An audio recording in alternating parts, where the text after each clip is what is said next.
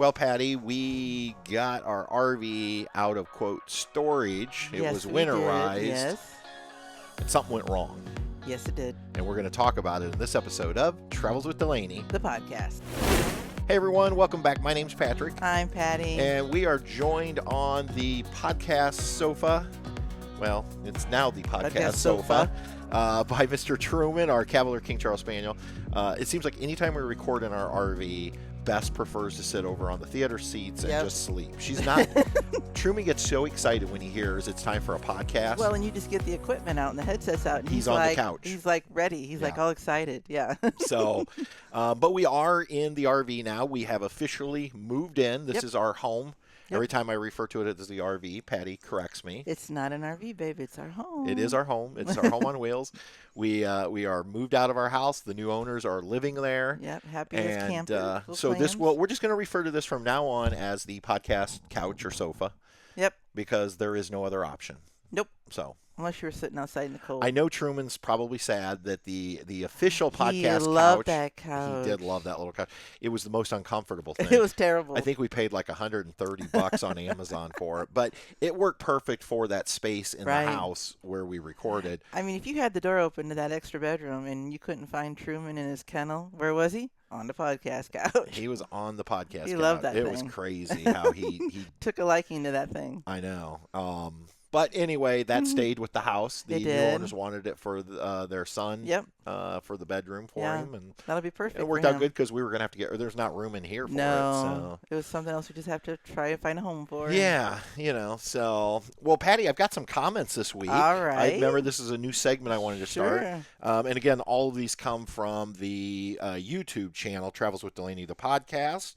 That was my line. The podcast. Oh, I'm sorry. I screwed up. Well, all of these comments come from our dedicated YouTube channel, Travels with Delaney. The podcast. There you go. Thank you. First one comes from our friend Jonathan Bell. Jonathan. Or many of you know him from his YouTube channel, Tree Talker the Traveler. That's right. And he just says, an end to an era and a start to a new adventure. And I would agree. I think that's, I think there are some people who have voiced sadness that we left Tall Pine Lodge. More sad than we are. I think so. Yeah. But it is and I think that's how you and I looked at it. It's just a start of a new adventure. Well, yeah. And so we're super excited about that. We've got, and I'm just kind of going down the list here. Dave Falk, 4311 said, "Great stories. I wish success and happiness for you guys on your next adventure." Aw, thanks. Thanks, Dave. That's sweet. E-House, we haven't heard from Elizabeth in a long time. Hope you're doing well, but she just says, wishing you the best on your latest adventure. Nice. So, thank you. This is why I love coming over here and looking at these comments, because there's people, again, that we haven't heard from in a long time, and I'm just excited that you are stopping by. And I'm going to read one more. Again, there's a bunch of them here, but I want to read one more, and it's a little bit longer one. So this one comes from Path 2896. It says, "Good morning from Pat in Calgary, Alberta, Canada." Well, greetings to we have lots of friends up in Canada. We do. And so always excited to hear from our Canadian friends. "My husband and I are also in a time of transition. We purchased a townhouse in February so that we would be free from outdoor work and maintenance of our house. This was a big deal for us as we had lived in our house for 42 years. That's a long time. That was a really long time. Yesterday, we finished cleaning out and cleaning our house for sale, so it was perfect timing for me to watch your memories on Tall Pine Lodge. We are so looking forward to spending more time on our Tab 400 without feeling like we need to circle home to check on things at the house. I hope that your transition goes well." Well, Pat, we hope your transition goes as equally well, because that's kind of exciting for you. It is. And, I think that would be the great thing about living in a place where the maintenance and the lawn care is included. Yes. Because then, like Pat said, if you do decide, you can take off for months at a time and not have to worry. Mm-hmm. So, I mean, I guess you could always do like Woody and Priscilla have done. I think they've paid somebody to come over and mow the yard while they're gone. Mm-hmm. But yeah, I've always thought like a maintenance-free townhouse or whatever it would be called would be pretty sweet. So. Right. And I think after us having the cabin, which was a lot of outside maintenance, that sounds like a blessing. I know. I should mention. Yeah. Wayne responded. Oh, Wayne? Yeah, and he says, "OMG, Exclamation point. You said my name. I'm YouTube podcast famous. Wayne, if we can make If you that famous, we let have us more. know. Yeah, I don't think so, Wayne. But no, we're glad to see everyone's comments, and we're Yes. going to continue reading these because Yeah, they're fun. yeah, and this week has been kind of hectic with the move out, so I haven't went over and responded to the comments. I'll maybe get to those Right. either today or tomorrow. But yeah, I've been trying to get over there and really respond to comments, things like that, because we really appreciate it. Yeah, because we've really been trying in the home that we Yeah. have now, kind of getting things more organized, more livable, more comfortable. Yeah. Right. Yeah. So, Yep. all right, Patty, All right, sir. you know what time it is. I do. It's time for another exciting round of This or That. Okay. You ready? Hit me. So, Patty, I thought Yes. I would tie in a This or That relates to what we're going to be talking about All right. today. So, Okay. if you get to your RV, Yep. which of the following would you prefer to not have happen? Okay. No water Okay. or no electricity? Ooh. I'm going to just go right away with no electricity Okay. because I can handle the no water situation because we had to deal with that. Okay. That was a quick answer. Because I'm thinking, you can always, like, water situation, like you could, for example, showers. Right. You could find a place to take a shower, like if you're at a campground or whatever, Right. But you probably are. Yeah. Electricity. Maybe not. I mean, we could be at a Cracker Barrel. True. Yeah. Well, then I'm still going with electricity. Okay, that's fine. No. Yeah, I mean, I was just curious. I think you're probably right, and I was afraid you were going to say, "Oh no, I'll go without the electricity," because I know in our RV we have backup, and I was going to say no. I mean, for something's wrong in the RV that like maybe the batteries are dead, and or not be able to plug in or something. So so if that was the case, well, you said electricity. You want your electricity. I do. Period. No matter what. So I'll take it. I can figure out the water situation. All right. Well, the reason I brought that up is Yes. we had a little situation last weekend. We had a little issue. So to set the stage for you, dun, dun, dun. Last Saturday, I brought the RV from Happy Acres, where it has been winterized ever since we got back from Christmas break, mm-hmm. over to the KOA, where we're currently residing until Happy Acres opens. Right.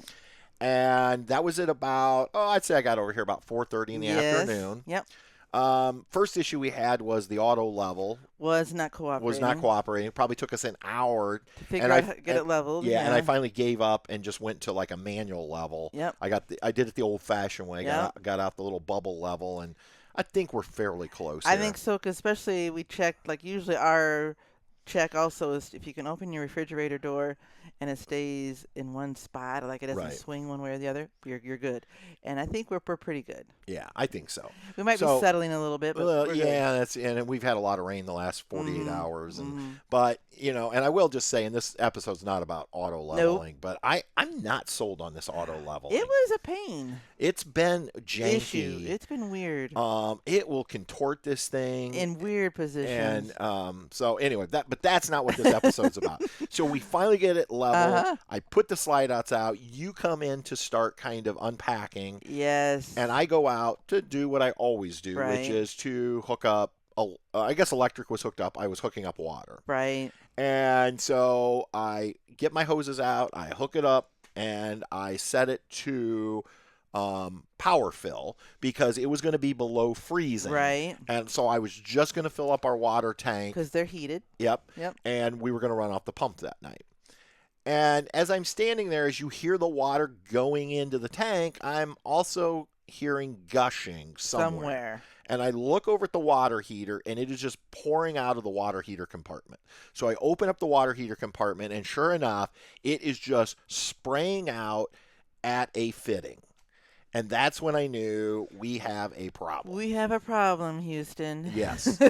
And so the short of the story is I tried several things. I tried flipping switches because I even was looking for, was there a shutoff to the water here, which I couldn't find one. Myron couldn't find one. Myron is probably going to end up putting in a shutoff that I can reach just in case this were to ever happen again. I can't believe there's not a water shutoff, but go ahead. Well, because the theory was if I could shut off the water flow to the water heater, we could at least have cold water at the sinks, and we could flush the toilet. And at the toilet, correct. But we couldn't. Nope. Because even though Alliance says that they put water shutoffs on all, as Myron said, they put them on all the sinks, but he could not find a shutoff for the water heater. Right. And like I said, he's probably going to come back and put one in at some point. Yep.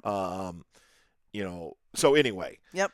So we just had no water. None. And that was on Saturday night. And of course, it was really cold. And I immediately sent Myron video footage. Yeah. Because I thought, photos are good, but video shows him exactly what's happening. What's going on. And I knew I wouldn't hear from Myron until Monday afternoon because he doesn't work on the weekends. Right. And then I know he goes to his normal job on Monday morning. So I figured it'd be, late in the afternoon. So anyway, we ended up adapting. Right, we did. Luckily, we still had the house. Right. So we ran over for a couple days and just took showers over there. Correct. And we went and bought jug water so we could flush the toilet. Right. And still use our toilet, wash our hands, things like that. Yeah, bottled water, stuff like that. Right. Yep. I woke up at, I don't know what time it was. I heard bing on my phone. It's early Monday morning. It's early Monday morning because Myron, goes in early. First of all, Myron, you guys know I love Myron from Landstar RV. If you need repairs, warranty work, awesome. You just want to modify your RV, and you can get to Northeast Indiana. He'll take care of you. Yeah. Yep.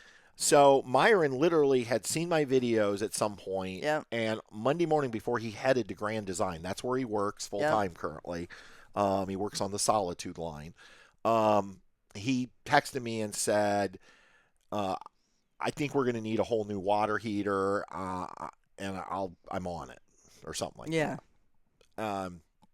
So by afternoon, I had done some research. I went on Amazon, and I'll be honest, my first thought was when he said, we're going to need a new water heater. Let's buy one. Well, there was that thought, but I honestly, I don't know why, but I was thinking this is probably going to cost us about $1,500. We thought it was going to be, pricey. Yeah, I thought this was going to be really pricey. Mm-hmm.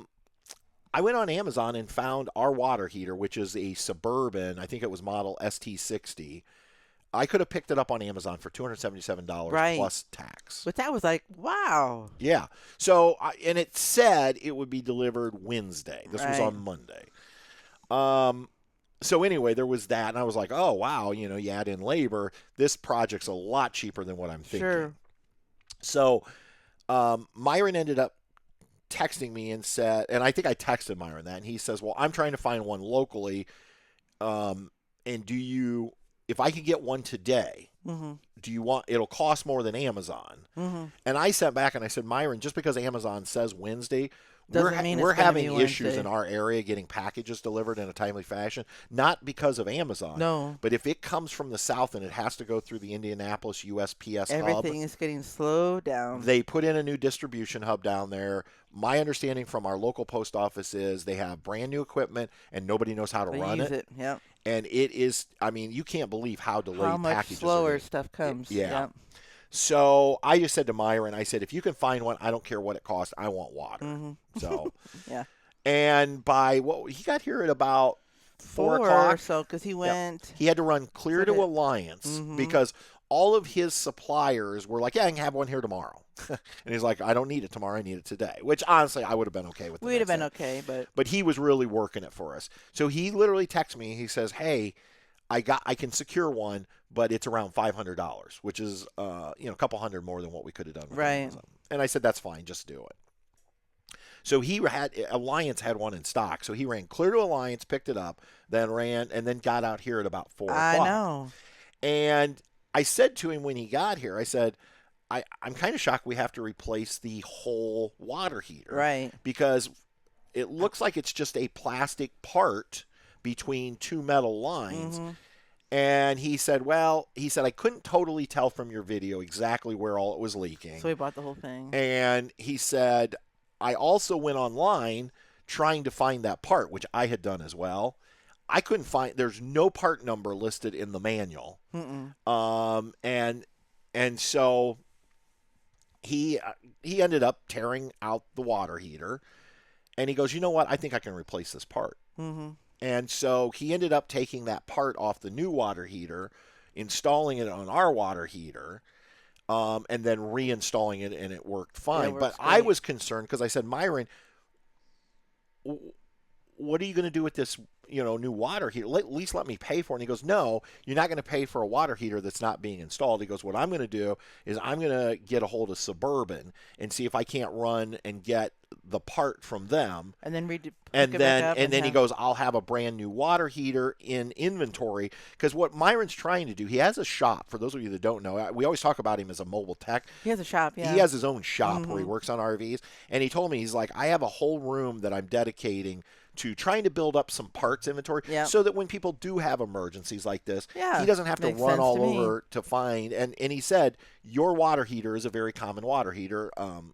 So is the Furrion. And sure. But I said, well, what if you can't get the part? And he goes, if I can't get the part, there are enough parts on this water heater that I will be able to use them to repair other people's water heaters, possibly yours in the future. Yeah. But I was very concerned because I didn't want Myron getting stuck losing money. And Myron does a lot of work for us, and because we promote him, and we promote him not because of any kind of official agreement. We're not paid by Myron per se, but a lot of times, let's be honest, he way undercharges us for labor. Always. And so I said, Myron, I want you to charge me like a regular customer today. And and what did he say? And he said, oh, no. He goes, you do so much for me. My business wouldn't be where it's at today without you. And I said, nope. And I said, I'll know. I'm going to know, Myron, And so he did. And so our bill was like $256, which I thought was wonderful. Oh, awesome. I actually wrote him a check for $300. Yes, because he had to drive clear to Elkhart. Yeah, and I just thought so anyway, the part that broke was some kind of pressure valve sensor or something. It actually had two wires on it, and I asked Myron, I said, what are the two electronic, yeah, right. And he said, well, I think he said that little sensor on that plastic part, when the water goes through, it somehow, I think if I understood this right, it has something to do with the temperature of the water, and it sends a signal to say, hey, light it. Yeah. Like yeah. So that you start heating up. Right, right. And, but what we found when he got the part out was there was a hairline crack, I would say like north and south, up and down the part. And that's what happened. So what do you think happened? Yeah, so that was my question. I said, Myron, what did I do wrong? You winterized. That was the second time winterizing because you had winterized. No, that was the first time. Okay, that's true because before Christmas break, we just had it plugged in. Before Christmas break, I just kept heat on in the trailer, left the water heater on.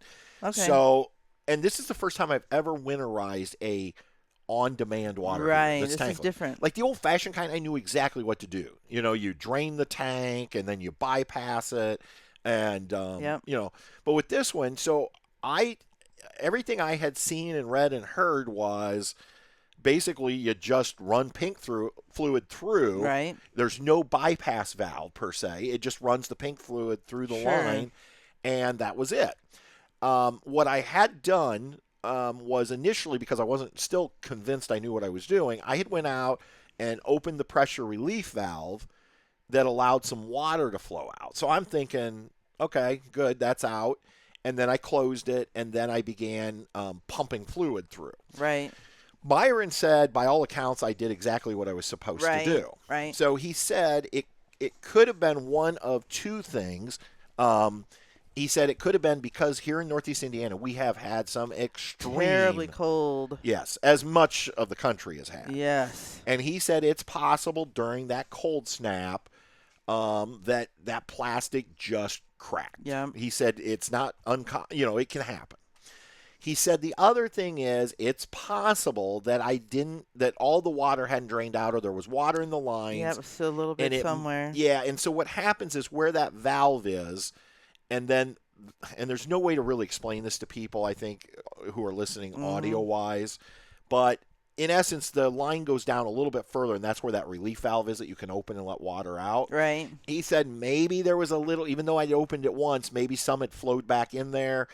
But he said, theoretically, when you're pumping that pink fluid through, that should have diluted that water or pushed it on out. So he said maybe this winter when we winterize again. Sure. And I corrected him. I told him I'm not winterizing again. Yeah. I'm going south this year. But he said if I ever did need to winterize again, right. the only thing he said he could think to do was after I run the pink fluid through the entire rig, right, go back out, open that pressure relief valve, and keep it open until you see pink coming through there. Gotcha. Then close it. He said, but he goes, honestly, he felt like I hadn't done anything wrong based on what I told him. Right. So he said, it's possible a little water was left in that area, but he said he wouldn't be shocked if it was just one of those things where quirky. Mm-hmm. Yeah. Anyway, that was the situation we were faced with. Now, here's the thing: we're fortunate that we have Myron. Yes, because we are. A lot of people might still be waiting to just get into a dealership, which could take weeks or months, Yeah, because we were planning because you were on spring break, and I had taken Monday off because we had moved out of the cabin. Right. And so this was Monday that this was all going down with Myron, and he was able to find what he needed to fix it.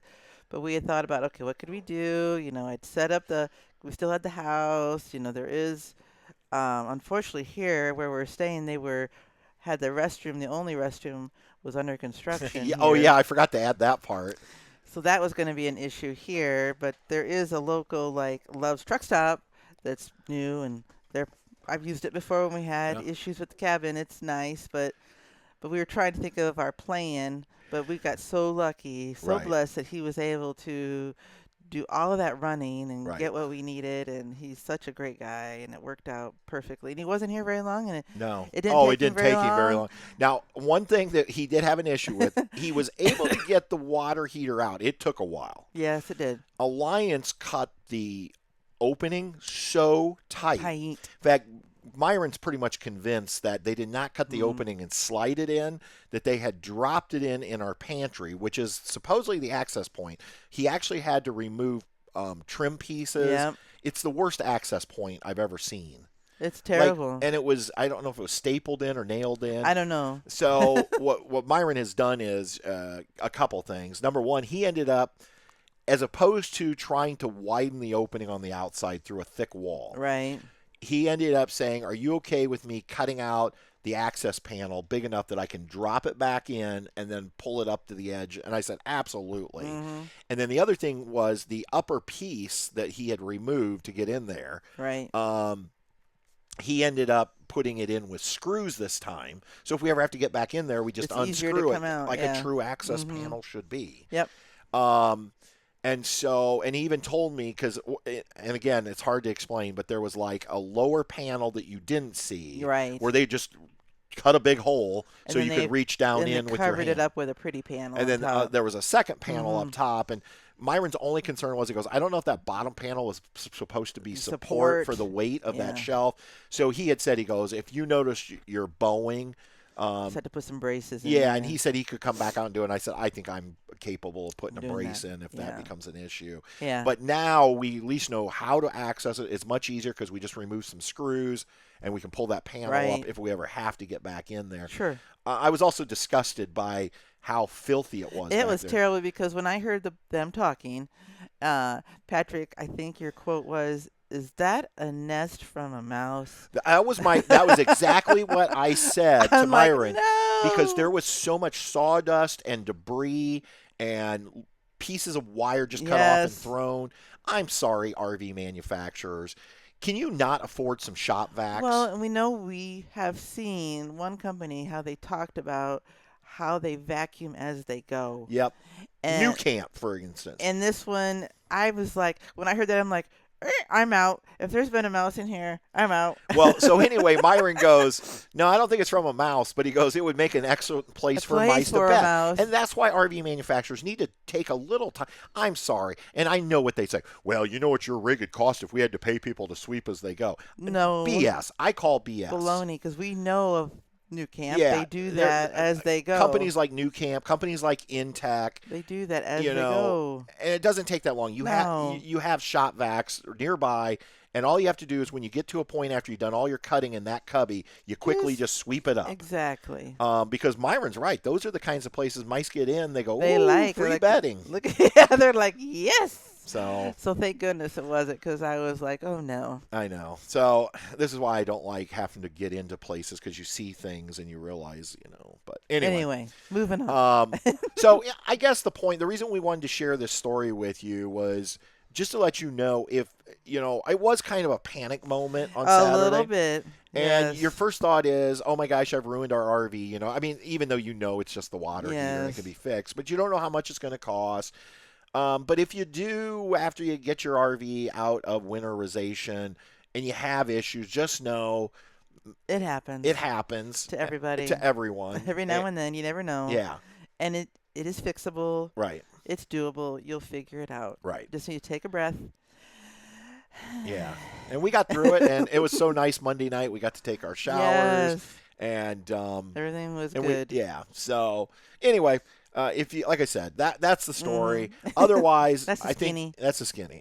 Otherwise, we had no other issues. In fact, Myron checked; there was no water leaks anyplace else. He did a look. He did some. Myron's always good about trying to be proactive, and he said, "I don't see anything else." No damage or nothing. He saw no water. All the water was coming straight out onto the ground.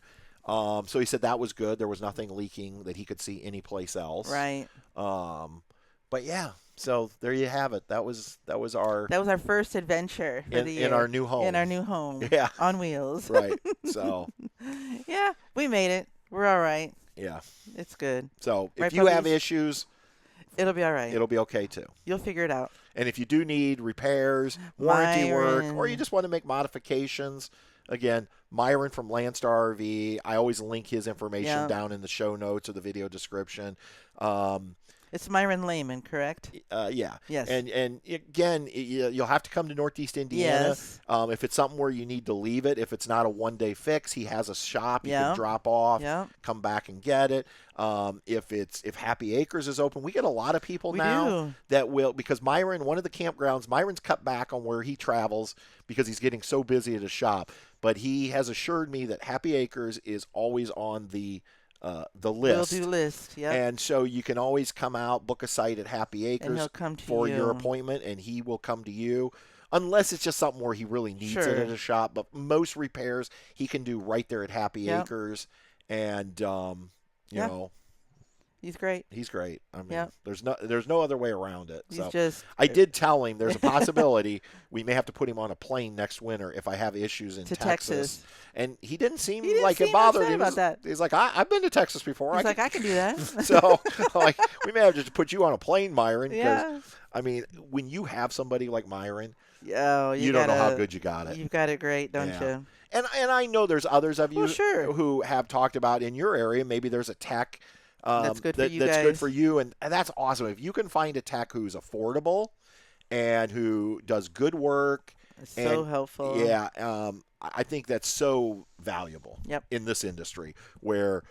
I think Myron's more of a friend now than just a tech. No, I don't consider him. We call him our son. Yeah, we always joke he's our in fact, it was funny when he was out there working. One of the other campers stopped. If he was our son. And he goes, "Is that your son working on your RV?" And I'm like, "Well, technically no, but we have referred to him as our son before." And he giggled. Yeah, so his cute good little guy. Giggle. Yes, good guy. He is. So he's a good guy. Well, Patty, I think that is. Going to be a wrap. That's going to be a wrap for this week. Yo. Thank you again for all of you who've been watching either the video version or listening on the audio side. And keep those comments coming. We love them. We love them. Knowing that our family's out there. Absolutely.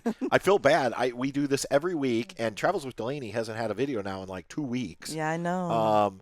Again, with everything going on, it's just really hard. It's just been a lot of I think chaos. I'll do more videos on Travels with Delaney now that we're living in the RV, because before, especially in the winter when we didn't have. And it's starting to kind of it's hit or miss here every now and then. Over the next 10 days, I think there's only 2 or 3 nights that it's going to get below freezing. And that's a good thing, because that means it's starting to switch over. It's starting to move towards consistent warm. So. Yep.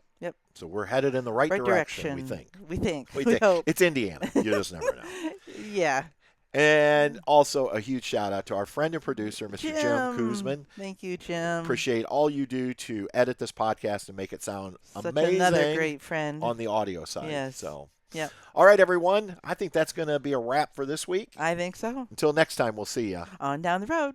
Bye. Travels with Delaney. We'll see you on down the road.